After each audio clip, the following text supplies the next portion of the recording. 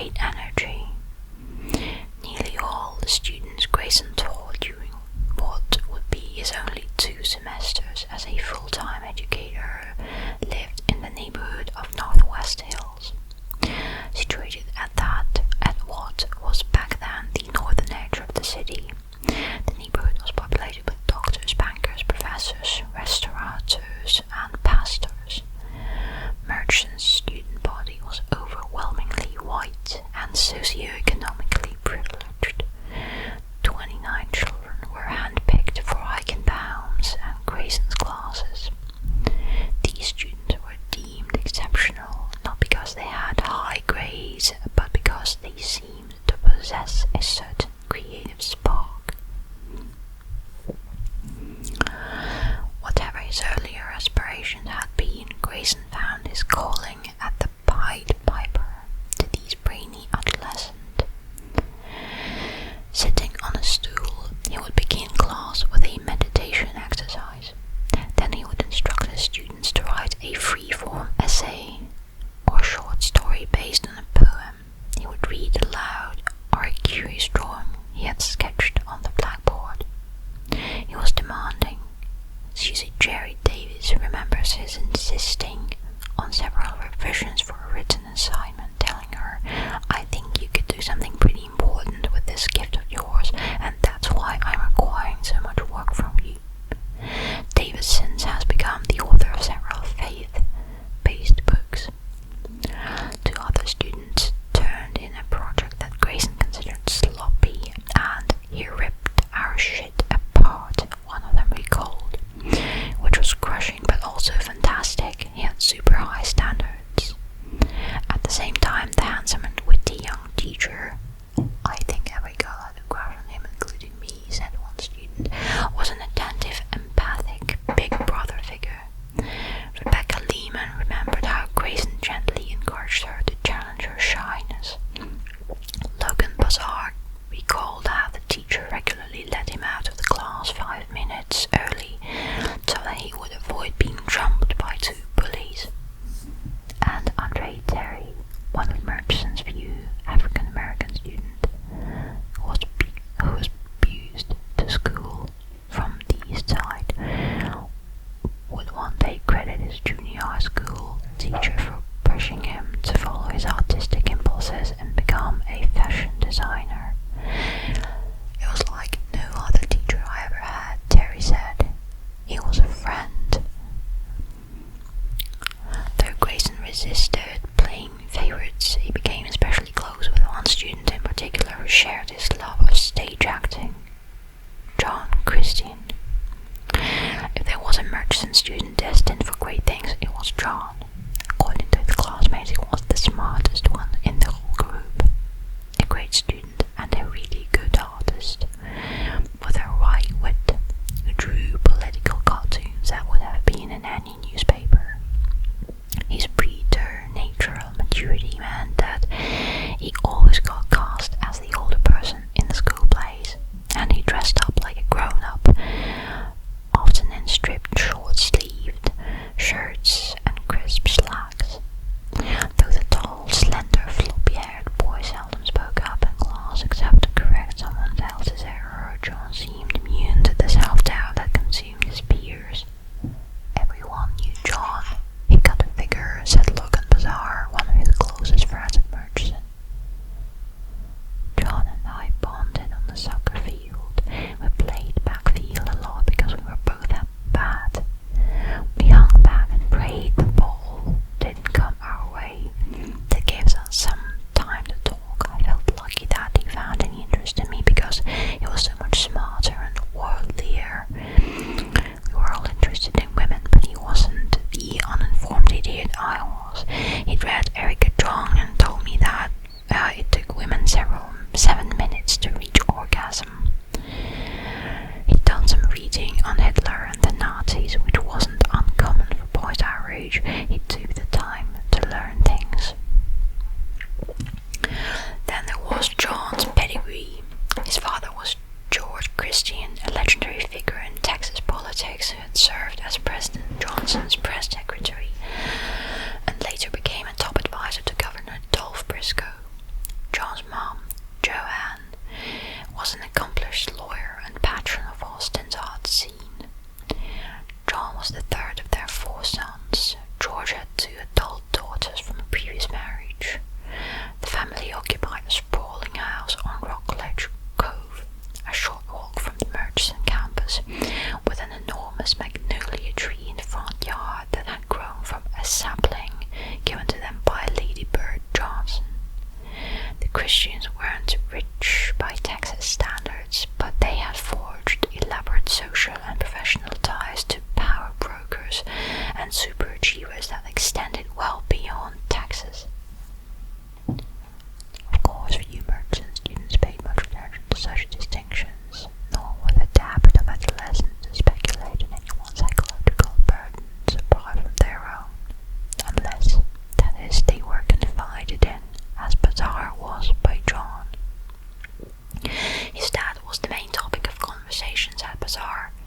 I remember this even if nothing had happened, because it was a constant theme in John's life, the pressure he felt from his dad and the absolute lack of grace it seemed that he lived with. I think John had reached a point where he was never going to be good enough, and that year he was growing more and more bittier about his father.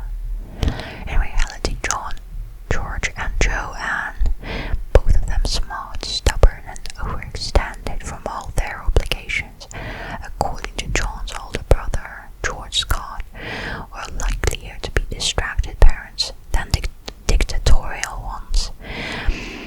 Both were busy during all hours of the day. At night, according to George Scott, they sometimes argued heatedly. Their father didn't have that much emotional range, was always either kind of happy or kind of pissed.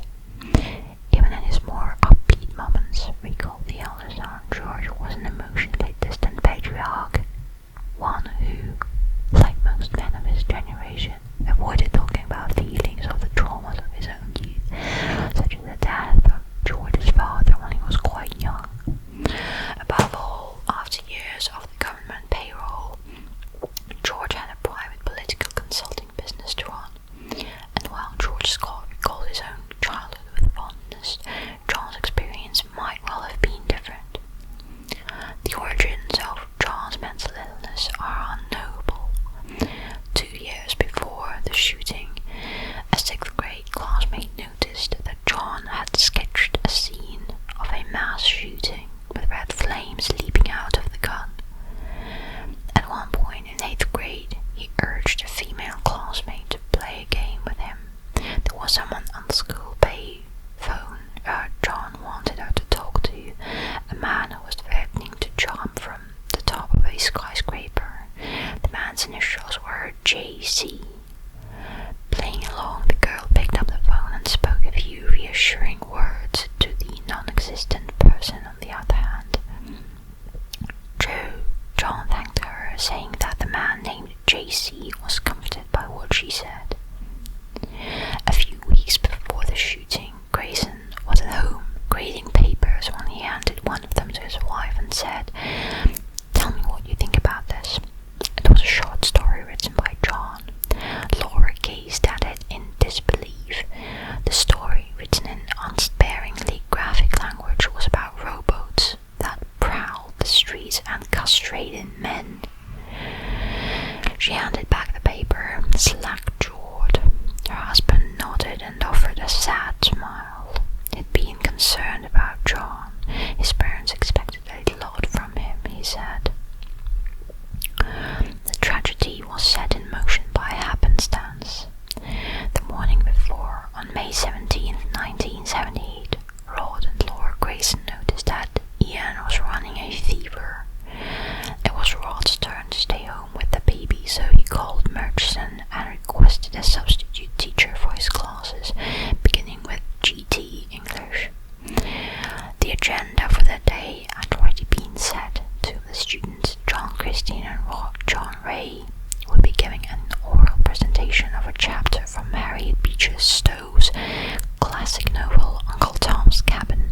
To the astonishment of his classmates, the normally reserved John Christian proceeded to enter an alternate universe that bore no relationship to Stowe's novel.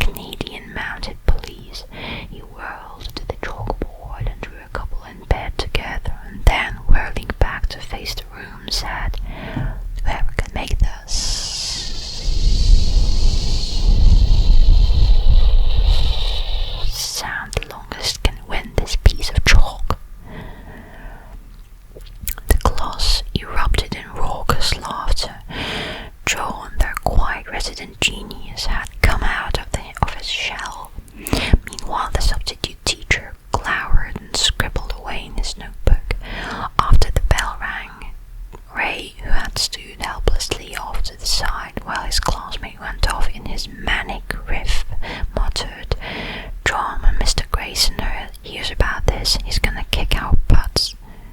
"Don't worry," John replied. "I'm going to bring a gun tomorrow."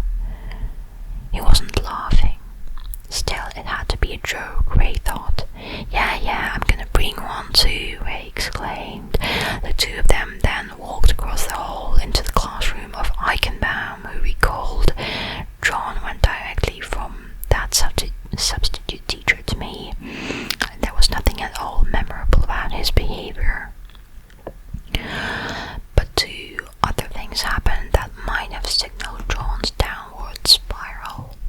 That same day, John reportedly destroyed a map he had designed for a school assignment. Psychiatrists later testified at his trial that he had begun to take pleasure in succumbing to violent impulses. That afternoon, his math teacher, Anita Sebesma, reminded him that he was doing poorly in algebra. She warned him that he needed to study hard for the upcoming test. "If you don't pass it," she said, "you'll fail the class." The prospect of failure loomed. The next morning, while the rest of his family filed out the front door to their respective daily destinations, John stayed behind, hiding in a closet. When they were gone, he stepped out into the empty house. According to psychiatrists who questioned him later, he contemplated killing himself with a Browning .22 caliber hunting rifle that his parents had given him for Christmas. Instead, without any sort of plan, he walked outside across the lawn, under the canopy of oaks and the great magnolia tree, and onto the sidewalk. It was a curious spectacle, one the Americans had not yet come to dread. A young white man with a firearm. Class had already started without him. What transpired next is based on the recollections of 8 eyewitnesses in the classroom, as well as those of others at school that day. Sitting as he always did, not behind his desk, but on his stool directly in front of them, Grayson had begun by asking his students what the hell had happened the previous day. They glumly acknowledged that their own misbehavior. They added, "But Mr. Grayson, John was acting so weird." The teacher waved them off. "You just don't understand him the way I do," he said. "Then, where's John, anyway?" "There he is," someone exclaimed, directing their attention to a figure outside the classroom window who was heading down the grassy hill beside the football field. "And," someone else said, "he's got a gun." What occurred in the next 2 minutes would be remembered through trauma's kaleidoscope, but as all the eyewitnesses I spoke with took pains to explain, the sight of John with a hunting rifle was a momentarily bemusing one. "It says, kid, John and Mr. Grayson planned all this. This is going to be great." John stepped into the doorway. Seeing him, Grayson may have smiled, may even have laughed. "Okay, John, joke's over." John held the gun at his hip, pointed at his teacher. A classmate heard him say, "The joke's on you." He shot Grayson 3 times, in the arm, chest, and forehead. Grayson fell from his stool and collided with the student desk in front of him, where Peyton Smith sat. Then his tall, lean body thudded heavily to the floor. The next sound might well have been unsteady applause, since many, if not most, of the students were still convinced that they had witnessed an exquisitely executed dramatic performance. But the puff of gun smoke prompted Smith to look more closely at his teacher. Blood poured out of one of his ears. His eyes were wide open. He looked terrified. As John turned and walked out without another word, the classroom exploded into screams. Smith was the first one out of the door. He ran to the principal's office and told the administrators at the front desk what had just happened. No one seemed to believe him. Then, for the first time in his life, Smith, whose father, Ralph Smith, was the pastor at Hyde Park Baptist Church, yelled out the Lord's God's name in vain. God damn it, he killed him. Eichenbaum was outside the office when she heard the screams from the classroom, and at first laughed to herself. Oh Lord, what's got his kids doing now? Then they were clinging to her, sobbing hysterically. She led several of them into a nurse's examination room and told them to stay there. Gym class had been underway outside by the football field. A few kids saw John toss the firearm against the bicycle rack and then run up the slope. Coach Larry Sherbeck saw this as well. His knee was healing from surgery, so he ambled to his truck and gave chase. He caught up to John at the top of the hill. Jumping out of his truck and grabbing the boy, Sherbeck barked, "What did you do?" "I shot Mr. Grayson," John said. Sherbeck drove him back to school and led him by his arm into the principal's office. Alright, I'm sorry, I've got to stop now because my throat is really tired from all the reading. So I guess this is part 1. If you'd like a part 2, write about it in the comments and give this video a like and subscribe to the channel if you are new. Okay, so thanks for listening, and until the next time, if you'd like it.